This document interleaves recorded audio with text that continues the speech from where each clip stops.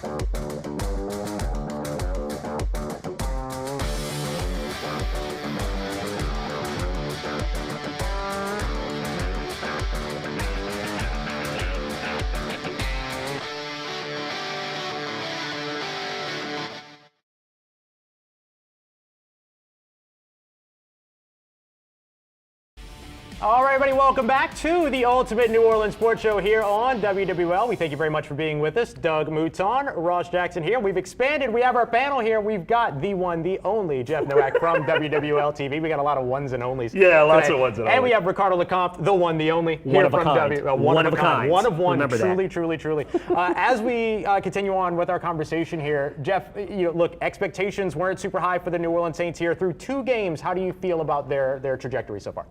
I feel like they're 0-2. Yeah. You have to start with that. You haven't won a game yet, right? Right. At the end of the day, though, like, what were you expecting versus what did you deliver? If Yeah. you went around the country and asked people, what are your expectations for the Saints? It would be they're going to get blown out weeks 1 and 2. They're going to look like the worst team in the NFL. Fact is, that's just not what's happened. You've had an offense that's delivered. If you told me you're going to put up 21 points, should have been 24 against the Mac Jones 49ers, I would have said, that's enough to win. Yeah. Something else would have had to happen for you to lose. I was talking to someone in the locker room today, and we were talking about, okay, does it feel bleak? And I mean, I think of last year, and you're in a tunnel, right? And you're in that tunnel, and the other end is cemented shut. That's how it felt last year. That's sure. how bleak it was last year. This year, you're still in a tunnel. You're still in a tunnel. I don't know if you can see the light at the end, but you know it's there. Yeah. You know the light's you know there. you can push through. You have to go around a turn somewhere, but you're going to get to it, and that's how it feels to me. Like you're building to something, whereas last year it was like you were building to the end of a cliff. Ah, it's like beautiful. that a lot. Cemented shut. I love. Yeah. And look, Ricardo, that is real. I think that's a great point. Last year felt like trying to hold on to the last gasp of what used to be. This does feel like a new start. I don't think it's been a bad start. Would you agree with that? No, it hasn't. And I think if you do go back to the national prognostications of what this team was going to be, again, it was going to be one of the worst teams, probably top 2 picks in the upcoming NFL draft because their record was going to be so bad. But you do see like glimpses of them building towards something in terms of like, okay, we can see that Kellen Moore can competently, coach someone like Spencer Rattler for an offense to look efficient and functional. And Spencer Rattler this past game had one of his best, had the best game he's had as a starting quarterback in the NFL. And then you're seeing things defensively that you go, okay, I see some improvement in the run defense. I see some pieces that, okay, like that would work. Now, granted, there's going to be some older pieces that are going to be leaving, soon. But yeah, last year was one of those things where it was like, here are these veterans that feel like, all right, we can make a playoff push. Yeah. Like they were still going, all right, maybe we can make the postseason. And the second that didn't happen, they checked out. Yeah. Like they checked out. Yeah. This year, I think they know the expectation that, hey, we would like to be in the playoff hunt when we get to the end of the season, but let's incrementally build and get better each week. Yeah. And you're seeing that. You're seeing the signs that that's happening with this team. It's the difference between looking like you're on your way to the end versus beginning something new. Right. And it feels that way in every way. All right. Let's look ahead to the Seahawks, and I want to know, what is your boil water advisory? What is the one thing that you think can derail the team this week? Jeff, you're going to go first. What's the one most concerning thing heading into week 3? It's not something I thought I saw in the game, but when I went back and watched it, what concerned me is how little room there really was to run and how much of the Saints' rushing success in week 2 was after contact. Alvin getting hit and falling forward 4 to 5 yards because the run blocking just wasn't there. And you're concerned a little bit. Dylan Radins is dealing with an injury. Trevor Penning's back to practice, but great. We don't know what he's going to look like at guard. Right. And if you can't run the ball, like Spencer Rattler, I think has done an excellent job navigating, but being in second and medium, third and short is a big part of that. And I think you are primed for a regression back to 1 yard, 2 yard tackle for loss if you don't block better on the interior. So I think that's a big one for me. That's good. Like You want to go? Ricardo, what do you think? I'll just go the 12th man. I think just playing in Seattle, and this is their first road game. I mean, this for this group. And I know it's, maybe they got a taste of it last week with how many 49ers were in the fans were in the Superdome and how loud it was. But this is going to be a different atmosphere, and you want to see the communication up front. If they are missing pieces on that offensive line, how does that work in terms of now you got to go to silent count? Now you have to be able to communicate. Does that get messed up if Trevor Penning doesn't play? If you have Radins as well, if he's gone, you're plugging in different holes. If Tali Fawaga's also gone as well, there are some issues up there. And then it's just Spencer Rattler handling that road environment. Yeah. He's been great so far in terms of not turning the ball over, but you have a Seahawks defense that is tied for second in the NFL with 4 interceptions. You have it, and it's a pretty good defense. Does he try to press the issue a little bit if he's in that type of environment? Does he start turning the ball over? That's kind of things where just being in a hostile environment, how do they react and how do they play? Yeah, that's You got a boil water advisory? Yeah, I got a couple, but Yeah. I'll pick I'm trying to pick one. I got one too that I like. All right, hopefully I don't take yours. I'm going to go with third down defense for New Orleans. They're one of the best. They're a top 3, top 5 first down defense in the NFL, only allowing 3.2 yards per first down to their opponents. But they're one of the worst, allowing over 6 yards per on third downs. And they're one of only 4 teams in the NFL that allow more than 50% or more than half of the opponent's third downs to be converted. So they are not a good third down defense. Let's just call it what it is. And so for me, that's going to be a big thing. If you can't get that Seattle offense off of the field and get your offense on, you're going to have no chance in that away environment. Yeah, and mine is similar. They have got to generate a better, more consistent pass rush without Chase Young. Look, Mac Jones heading into the game, his career passer rating was, I think it was 84.9 heading into the game, which right now would be the 26th best in the NFL, right? Yeah. In that game, because the Saints did not affect him in any way, his passer rating is the 5th best in the NFL. They turned the 26th best quarterback, or a guy who should be the 26th best quarterback, into the 5th best quarterback. And Sam Darnold, I know he's Sam Darnold and he gets picked on a lot and criticized a lot. He had a great year in Minnesota last year because they kept him clean. If the Saints do not pressure him, he will pick them apart and the Saints offense will not be able to keep up. Yeah. You have to generate a pass rush. The fact that Chase Young hasn't been able to play yet is incredibly distressing because he would be your best. But you have got to be able to rush the pass. Remember last week we were like, oh yeah, they're playing Mac Jones. Yeah. Okay. Yes. Right. And then we're going to have that same attitude this week going, oh, we're playing Sam Darnold. Was right? Mac Jones until he became Sam Darnold. Exactly, right. Yeah. That San Francisco, they call it the Shanahan car wash. It's a real thing. And I asked that to Kellen Moore right after the game. I said, did you affect him as much as you wanted to? I mean, I knew the answer to the question. He said no, and any NFL quarterback, if you don't affect him, will pick you apart. There's a reason these guys are wearing NFL jerseys. Even if you go 3 deep, there's less than 100 people on earth playing quarterback in the NFL, and every one of them will pick you apart if you let them operate free. Yeah, absolutely. And the Saints did that with Mac Jones. They really, really did. They really did. Speaking of under 100 people playing quarterbacks, one of them is Spencer Rattler. We got a couple of minutes here. What are your impressions of Spencer Rattler early on in the season through 2 games? Confident. Yeah. I mean, like that's what it is. Like he goes out there, he has a plan, and he executes the plan. You know, one of the benefits of having a 5th-round pick is you can be like, I want you to play this way, and he's gonna be like, you got it. You can tell Caleb Williams you want him to play a certain way, and see how that goes for you. You get fired. You're Matt Eberflus, right? Oh wow, that's good. You know, you're able to go out there and say, Spencer, we want you to play this way. We want you to operate 3-pointers and layups. That's what he said today. There it is. I appreciate that because it's a perfect visual. Like, yeah, we don't want you taking contested mid-range jumpers. Like, if you got a shot, it's there. Take it. Otherwise, take the safe throw, and that's what he's done, and that's why he's given the Saints a chance over the first 2 weeks. It's how decisive. It's kind of building on that and how he's been able to effectively operate this offense. Now, the one thing that kind of worries me a little bit is that when you look at the play charts for like the Saints in this last game, 13 play, 10 play, 12 play. They have to sustain long drives in order for this offense to move. They are not right now an offense that can provide explosive plays, which if you're trailing by like 7 or 14 and you have the ability to hit it, like we've been talking about the speed that this wide receiver room is at, we've not been able to kind of unleash that in terms of explosive plays, getting those big, those big gains, big touchdowns, just trying to strike quickly. And that could be a concern because this seems like a team that has to play with the lead if they're going to win a game because they've been behind the start, and then it's been playing catch up. I want to see if they can put together a 14-play drive, 13-play drive, or whatever, get the lead, and then let's see how they operate so they don't have to necessarily use those explosive plays, because right now they're not getting them. Yeah, I went through Spencer Rattler's tape after the San Francisco game, and the 3 things that I wrote down, pre-snap operation, decisiveness, and then his mental, his processing speed, were all things that I feel like are in a much better place this year than they were last year. I think that a lot of that comes from, he was the #1 high school player in America. He is so used to playing in front of a spotlight and being interviewed all the time and being that guy. And I feel like that's sort of showing up. I think he has been far better than maybe even my best expectations. I know it's 2 weeks and he's got to keep it going. But I think he's been better than my expectations at this point.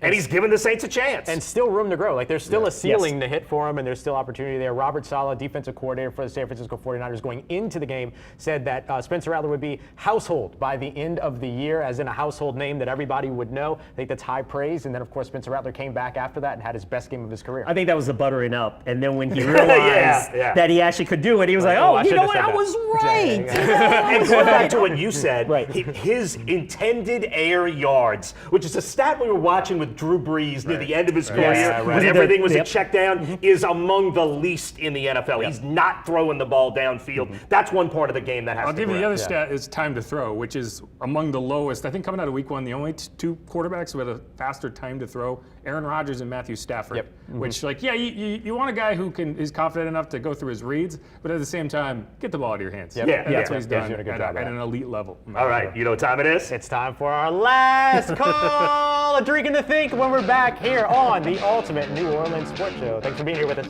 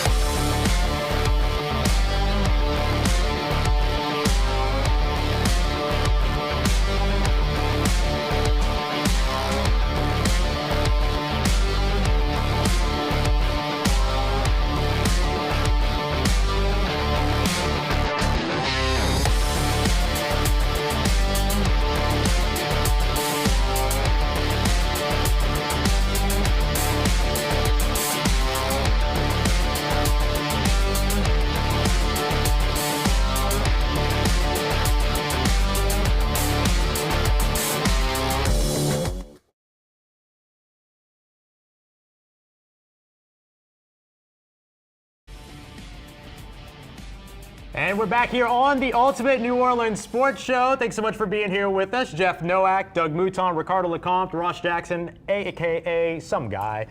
We are here now No, for that dude. For that dude. There you go. Here for our last call where we make a drink and we give you a think. Doug, what are we making today? We are making an old-fashioned, which Douglas Mouton has made about 1 million of these old-fashions. All right, I'm starting with the Maker's Mark.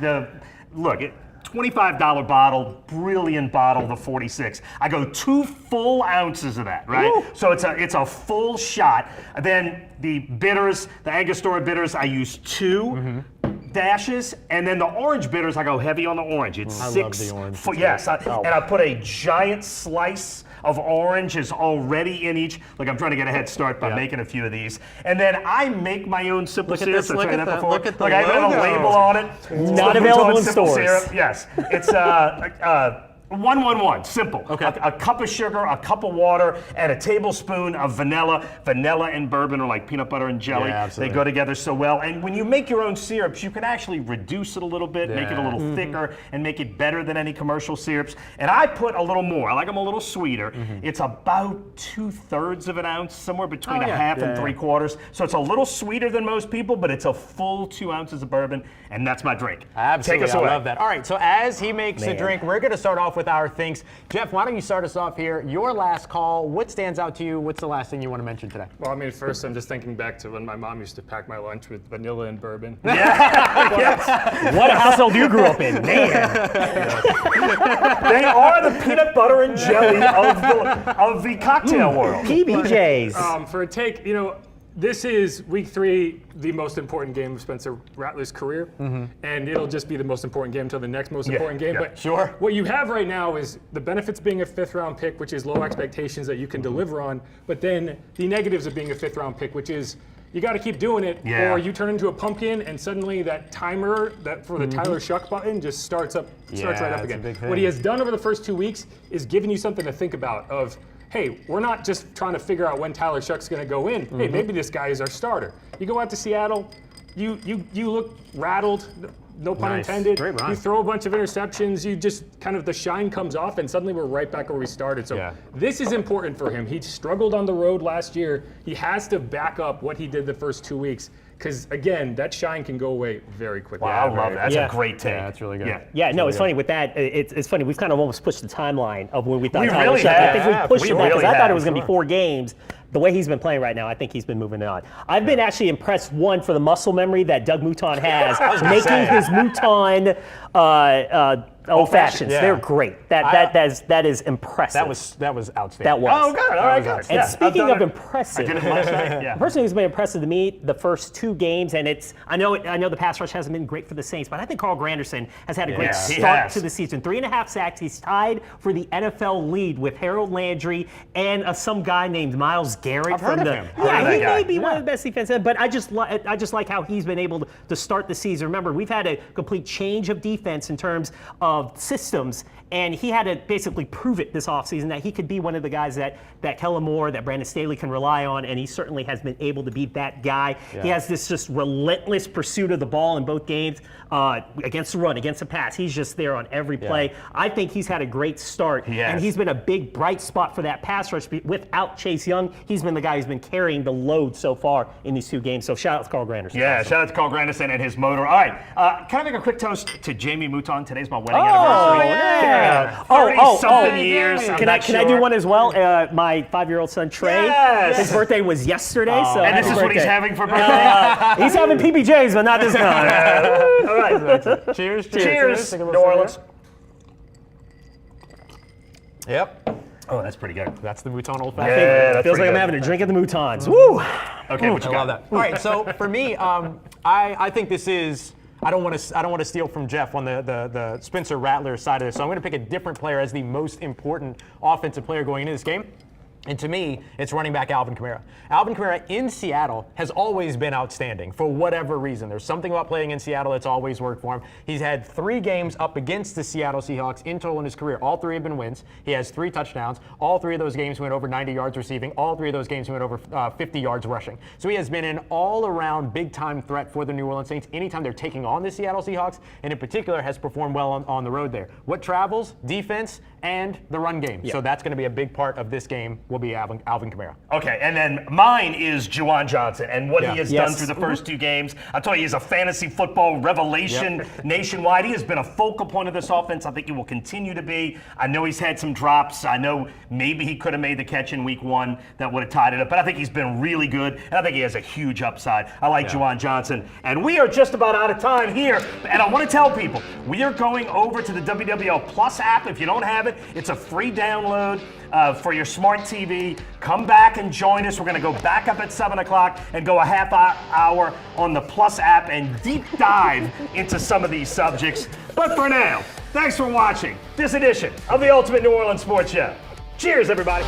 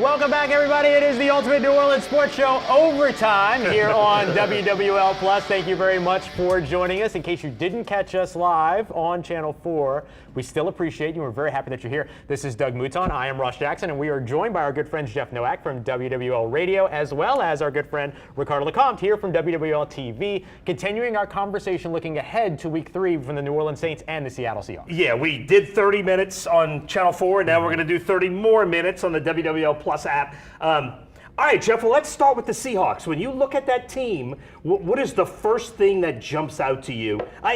Regardless, for San Francisco, for me, it was Fred Warner, and then Fred Warner wound up dominating the game. What's number one for you for Seattle? Defensive line. I mean, they're just going to get after it. Again, like we talked about in the previous show, like if you can't run the ball for Spencer Rattler, you're going to have a hard time. Yeah. And that's true. I mean, not just Spencer, for the entire offense, right? If they don't have to devote extra bodies to the run game, it gets harder on the back end. And I just don't think that the Saints' interior line, it was a problem all camp, and I think it's been masked by some really effective after contact running. Yeah. Like Yeah. Alvin's just been pinballing off people and getting 5-6 yards, and you look at the result and you're like, oh, they ran the ball well. But then you go watch how it happened, and you're like, oh, this didn't work at all. You know? he's just that good. And the evidence of that is you look at what Kendre Miller did. Right. Kendre, what did he have? 8 yards on 6 carries, and one of them was a 6-yard run. That means he was averaging 2.5 yards per carry on his other 5 runs. And I think that's the difference. So you have Alvin, and you can create out of nothing. You put a kind of league average runner in there, and suddenly you're just stonewalled. So that's kind of what I look at. Like, that defense is going to get after you. We all know Clint Kubiak's going to find ways to run the ball on their side. They're going to control the time of possession.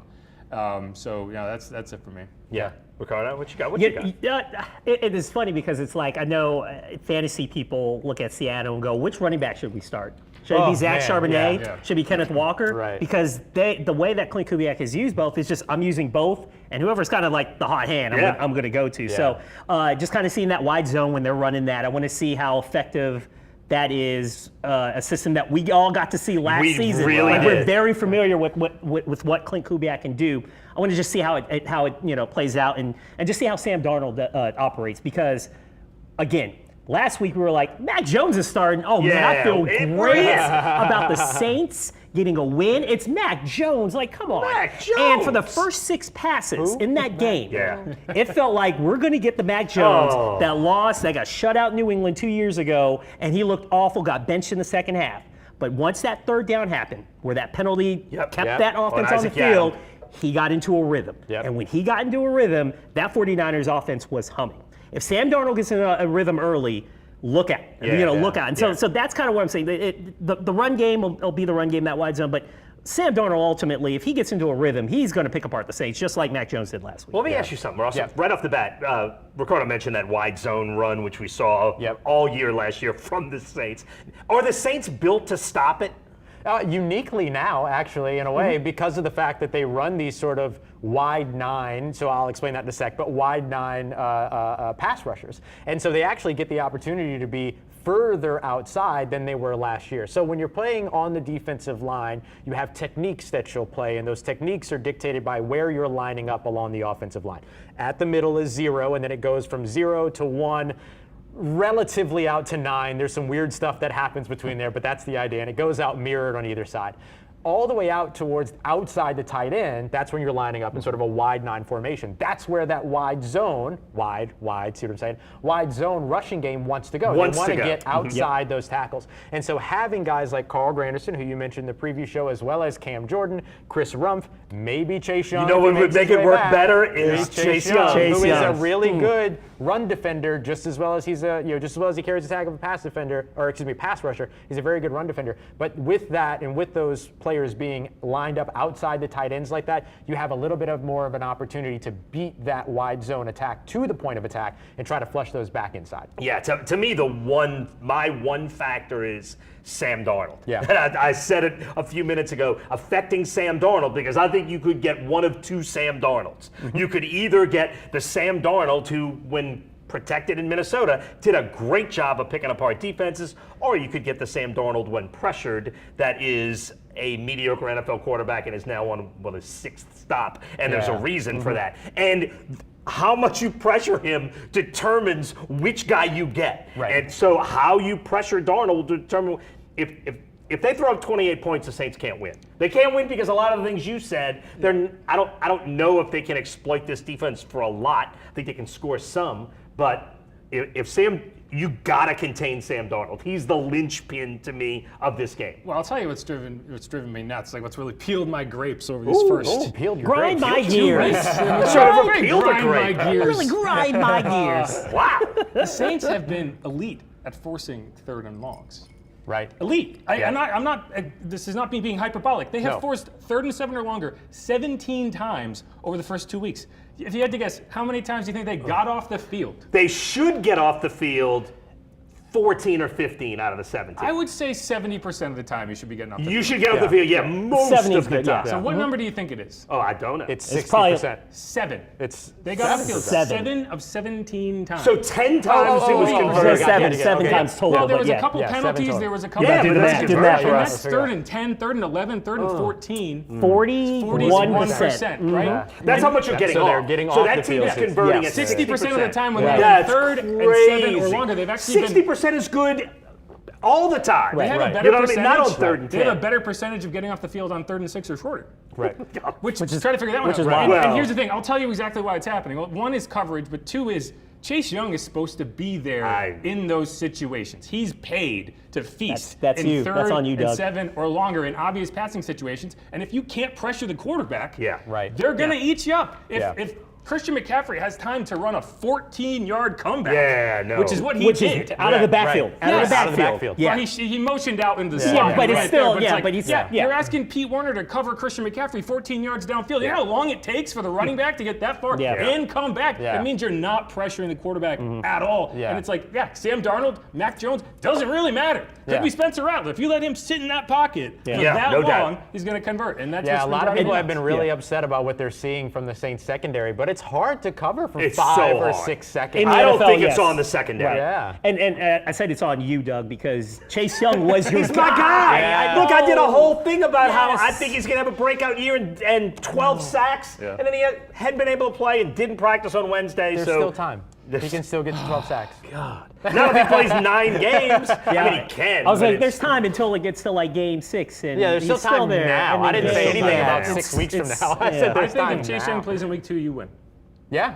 Oh, Yeah, I don't think there's absolutely see any that. doubt about Yeah, it. I can agree. absolutely I don't see think that. there's I agree any with that. doubt about it. I can agree with that. You were this close. He would have affected Mac Jones a few times, and it changes everything. Look, Sean Payton said it all the time. The best ability is availability, and Chase Young has not been. And look, I actually looked up Chase Young's career numbers because I was going to do something on my 4 takeaways about it, because to me, he is the Zion Williamson of the NFL. Spectacular when he plays, but too often doesn't play. But actually, he's played a lot more games than Zion. About the same size, too. Yeah, I right, feel like, right. yeah. It's Chase funny, too, Young, because first guy off the bus. yeah, you But send him we, off. We had a first. fun little conversation because we're going to get to the second overall picks in the NFL, and there's been some great second overall picks.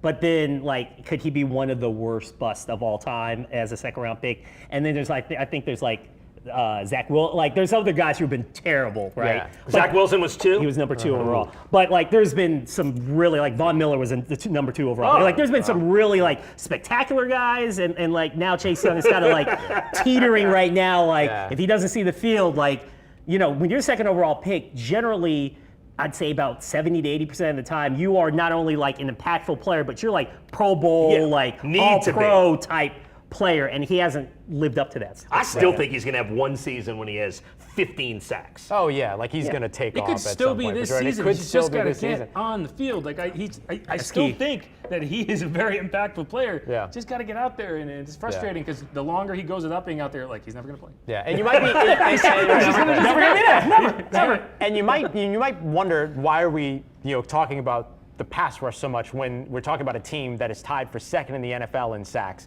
There's a couple of reasons why. I love this. This is Everyone Ross likes to run out of Jackson. bounds 1 yard short. Well, of so here's the yeah, thing. some of those So here's the sacks, thing. right. So yes, 8 sacks on the season so far. However, a 22.2% pressure percentage. So that's the amount of times that you create pressure on an opposing quarterback on each pass rushing snap.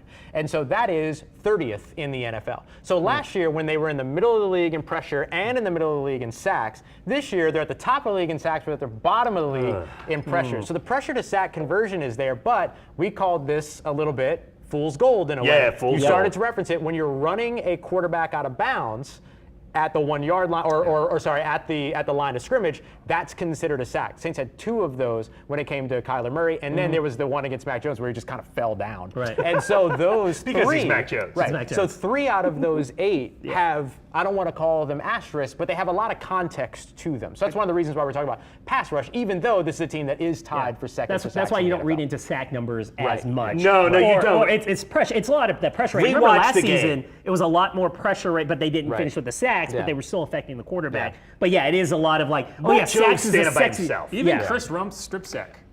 was a bad play by Chris Rupp. He slipped and fell down, and then he was able to pull himself back up. It was 4 seconds. Yeah. He got there in 4 seconds. Yeah. Like, Yeah. That's on Mac. Quick pressure for Yeah, whatever that's all. reason. Yes, that's That all is Mac on Jones. Mac. Yeah. Right. Quick 100%. pressure has been a big issue for the Saints for some time now, and so far this defense hasn't really done that. Obviously, of course, Chase Young not on the field. I wonder how much he could impact that. But quick pressure, you're talking about getting pressure within 2.5, within 3 seconds, and we don't see a lot of that from the Saints defense. No, and we have not. And here's the thing, Sam Darnold has been, through the first 2 weeks, one of the most pressured quarterbacks. They have given up a ton of pressures. I think he's 6th in the NFL in most pressured, or I guess that would be 26th in, Yeah, on the 26th, real yes, side, right? yeah. So there's an opportunity to get to him. I hope Chase Young plays. At this point, not practicing Wednesday, he may not. Wait, are you suggesting that the Seattle Seahawks have trouble protecting their quarterback? Yes. Are you suggesting that is an issue? That has been a long time issue for this team, which Oh my is so gosh. wild Yeah. because you have an entirely new regime that's been there for some time. Right now, you're watching the New Orleans Saints in a situation where there's a new regime, but it's been 2 games. It's shocking to me how much they still lack the ability to protect their quarterback. Yeah, and they have this year. The Saints absolutely have to take advantage of it. All right, let's flip this around to the Saints offense. What stands out other than you talked about Alvin Kamara and his ability to make something out of nothing? Give me something else out on this Saints offense that has been maybe a little bit surprising to you. I don't know about surprising, but I did, when you sign a tight end to a legitimate contract. which, Yeah. 3 years, $30 million, I think it gets overplayed in how valuable that contract is when you look at how it ranks with other top tight ends. It's like 15th in the NFL.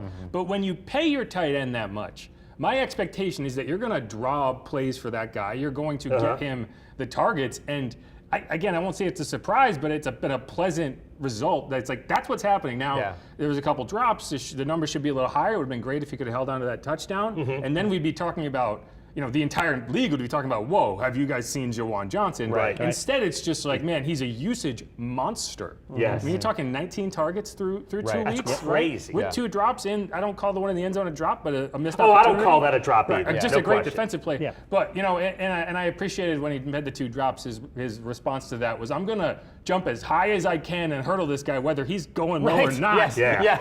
And he did. Someone saying, how about you just run him over? Yeah, right. That would be the aggressive. But he play. was angry. But he at was that angry. point. He He was was angry. angry. He was. wanted to get hit. I love anger. And that's Yep. the type, I want Jawan out there playing physical, playing angry, but then they also drew up a tight end slip screen. When's the last time you saw the Saints run a tight end slip screen? Josh Hill. Josh Just a Hill, while. the Well, great we've Josh seen Hill. it a to- lot in training Yeah. camp. That's Yeah. the thing. We have seen them run Right. so much stuff Yeah. to the tight end in training camp, and we've only seen a small bit of that so far, right? Yeah, I asked Kellen Moore about that today. Like, how different is your offense from week 1 going here into now week 3, and how much do you expect it to continue to grow? And he spoke a lot about how you have to navigate it. That was really what my question was: is how do you navigate it? Like, how do you choose? I got to save that. I want to save this. I wanna save this. When you're also trying to win football games. It helps when you don't false start when you're pulling out your nice That- trick play. that- That would be helps. super helpful. That would be Yeah. super helpful. But yeah, so a lot of it is that you're still watching a lot of this develop. And some of it too, we have to remember that with it being a 17-game season, a lot of it is what we call scaffolding. You lay this layer and then you build upon that no layer doubt. and then you Yes. build upon that layer. Sorry, Cam, I'm not trying to steal your celebration. But it's a lot of that kind of stuff. It's where you need this run play to look successful, and then 3 weeks from that, then you have this play action play that's built off of it and all those other pieces. So that becomes a big part of it too. Yeah, no question about it.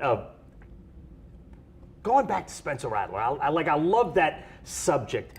We talked the last time you were on about his runway. Has he extended his runway? Well, I mean, I had it to week 12, and y'all disagreed with me at that point. No, yes. I don't think I disagreed with that. I Check think out I- the big You green told on me Jeff. Tyler Shuck was going to start week 1. Oh, right. That was before. No, that he's was right. one, No, you're right. I'm You're right. five. You're right. I was 5. I was 5-2 with the Giants. I was Tyler Shuck week 1, and then when they announced Spencer Rattler as a starting quarterback, I was like, okay, it's week 12.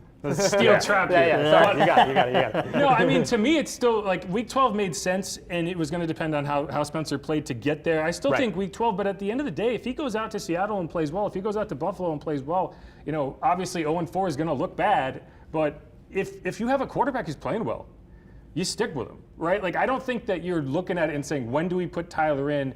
You're just going week to week, and you're assessing it. And the fact is, he has played above what you expected. Above. Let's define that, though. What does playing well mean if not a win? Because I think we're all aligned that a win is not expected. in order for it to be a good. We all in order for it expect to be a 0-4, game. don't we? I expect 0-4. Yeah, but I we think also they have a chance expect to that win like this week. I win. wouldn't bet on them to win this week. Sure, yeah, but we expect that like win isn't necessarily the definition of good. So what does good look like for him? Executing the plan, Mm-hmm. right? Staying ahead of the chains, not like if you see a ton of procedural penalties that are on the quarterback, then that's on the quarterback, Yeah, right? yep, yeah, Like yeah. we blame false starts, we blame all these things on the offensive line. A lot of times it has to do with the procedure, and it's just the guy who gets blamed for it. But like just playing on time, playing on schedule, right? All these things that are pretty easy to identify when they're not happening. Right. And there's just kind of an intangible quality of the guy looking like he gives you a chance to win. Yeah. And if that, as long as that remains the case, I'm okay with it, Yeah. right? Like I don't think that it would be nice if you got to a point where Tyler got in the game, but not at the expense of a guy who's developing suddenly having the rug pulled out from under. Right. Yeah. It's the how many of the what are you doing moments, right? like you have him coming over to Kellen Moore, and Kellen Moore's just looking at Spencer Rattler going, what was that? Right. Like Yeah. we haven't seen that in the first two games. Yeah, let me Yeah. quick. Attributing throws to God's plan. Stuff Yeah, like that. yeah, just like, hey, I'm gonna throw it up. Here we go. Yeah. Give me a nod, yes or no. Has Spencer Rattler been better than you thought he would be? Yes. I mean, we all yeses.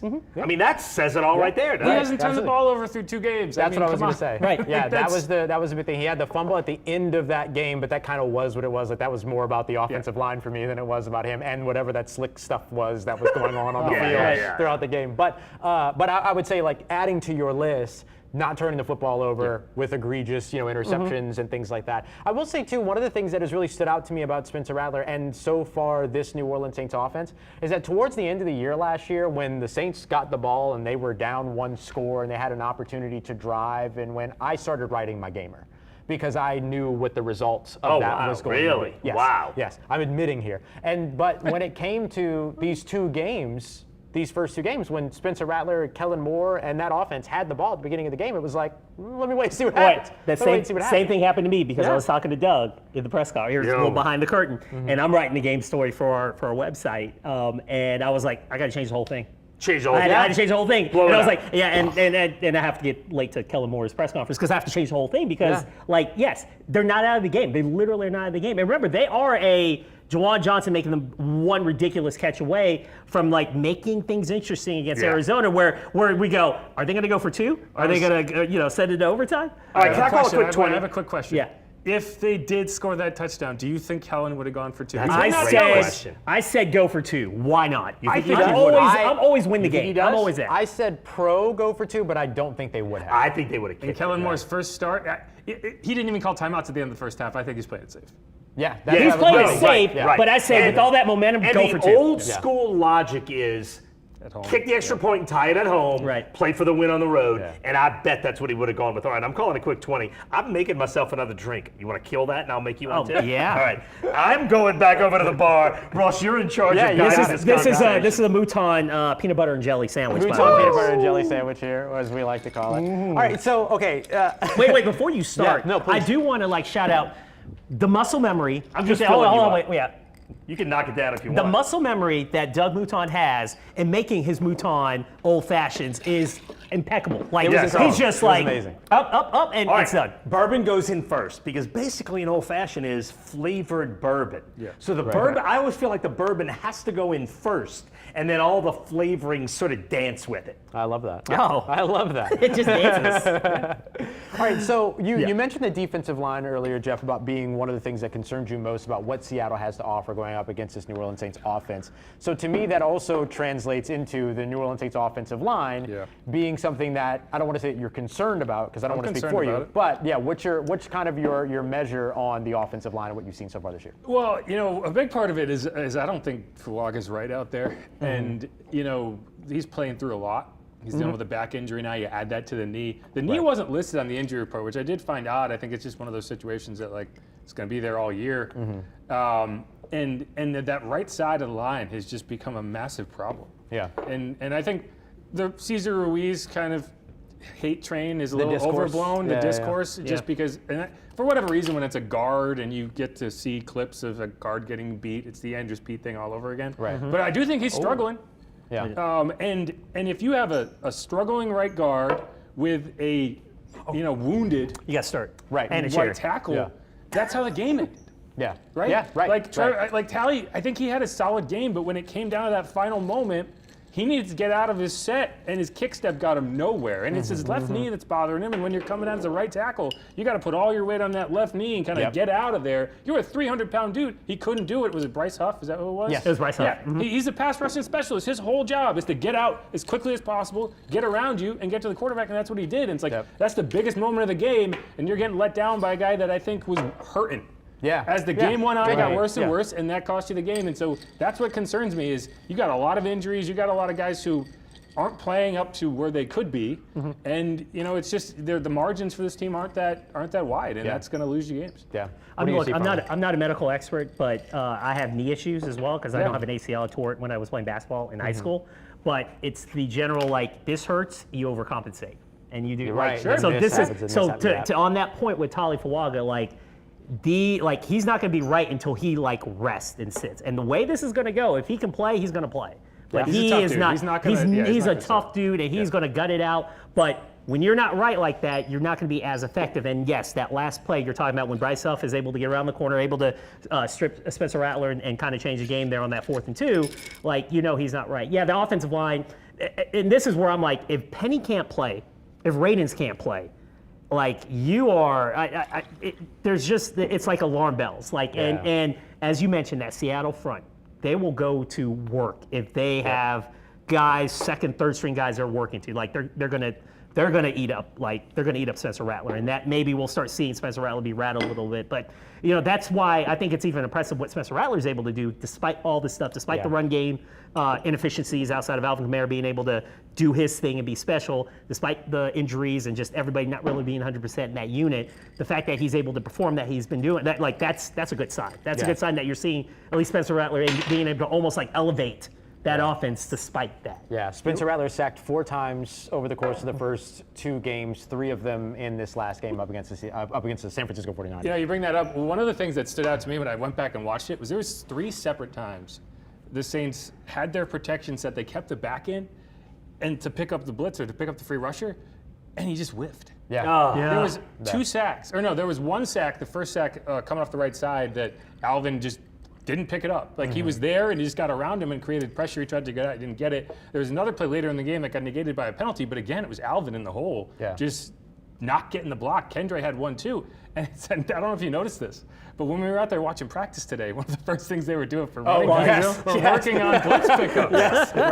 And here's the thing, you can have the perfect protection plan. The guy's still got to block that guy. Yeah. I wonder if we're going to see Devin Neal get more snaps, more real snaps. He was really good in that area, in even as a rookie. Yes. And that's if I'm an offensive coordinator, if I'm an offensive coach, and I'm like, we had the play.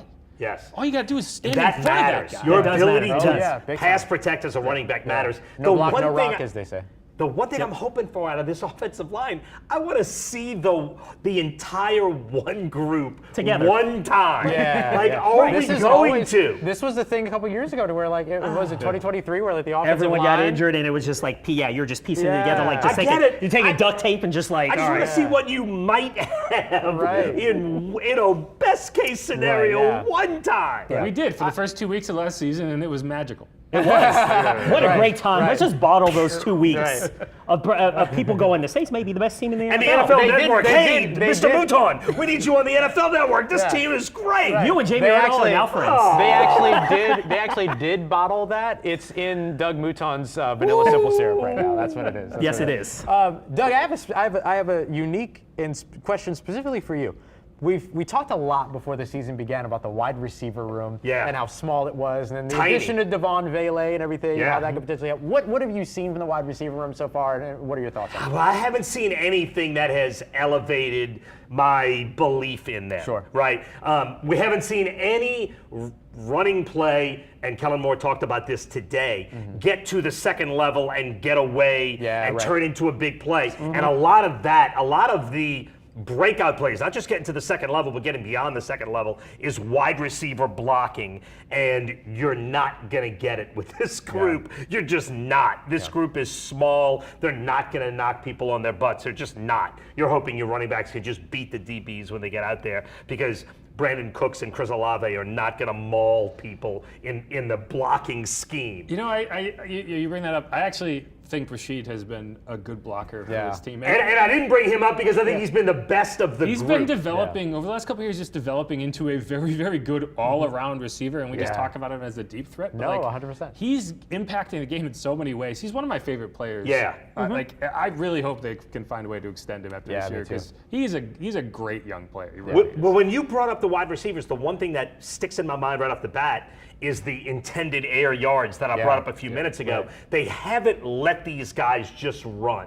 They haven't let them play as free. They've had a lot of what you said, 14-play drives, 12-play drives. And look, even if they're not open, I think the Saints need to take more shots. I think they need to go deep more. They need to give these guys a chance more, and they haven't. It's almost like you have shackled what should be their greatest strength. And we haven't seen these guys get a chance yet to just go. Well, it's funny because, like, with the Cardinals, we're talking about the shell that they're playing. You know, sometimes it's like, okay, you see what they're throwing at you. Sometimes just go beat it. Like, just try. Just try athletically at least to get beat them it. thinking, like, hey, like, they're even despite we're playing this, like, we're still going to go deep and just attack it. Like, Saints were playing a deep cover 2 on that 42-yard Juwan Jennings touchdown. Yep. You can beat it. Yeah, you can like definitely it's possible to beat it, and it's just like right now, it is like it feels like they are trying to, you know, you're talking about their stack and stuff, but it's almost like take those shots, because that's another thing that teams will look at and go, oh, they still have that speed. Oh, Kellen Moore's trying to unleash this thing, you know, outside of like, all right, they're doing shorts, they want to run tight ends, they want to do all this stuff. But add that vertical element. Like, just try it. Yeah. Even if they're doing it, sometimes just, hey, I trust Rashid Shaheed can get behind that safety. I trust that Chris Olave can win them. Or make a 50-50 ball and see what happens. Maybe Get get him on the behind. run. Like, I want to see them catch the ball on the run. Yes. That's what's driving me nuts. But try it. Chris That's the Olave thing. catches the ball and has to fall down. Like, it's not even he's getting down and, like, afraid of contact. He has to go to the ground. Yes. They're among the worst in yards after catch right now in the NFL, and they have to get better at that. Although, look, all that being said, I like what Kellen Moore has constructed so far offensively, and I like where it's going. I like the upside of what's ahead. Do you disagree with that? No, what I really like is the tempo. I feel like the way he, not just run. Like, sometimes I feel like Pete Carmichael used to be like, oh, let's go to tempo because we can't figure anything else out anyway, so let's just do it because it's going to work. Like, It's trendy. Let's just go brings do it. it. He brings it. I hear they do tempo now? There's always a plan. Like, when they have it down by the goal line and they're just running it 3 times because this defense is in a torture chamber and they can't sub and they're exhausted. It's like, okay, we can get the first down by the goal line. Then we'll take a break, right? And that's what I like to see. All right, look, we got like 20 seconds left. Right. Do the Saints win Sunday, yes or no? No. No? No. Yes. Yes? I'm saying no, but I think it's a competitive game, and I like the 7 points. Competitive, absolutely. Yes! And thank you for watching this edition of the Ultimate New Orleans Sports Show. Good night, everybody.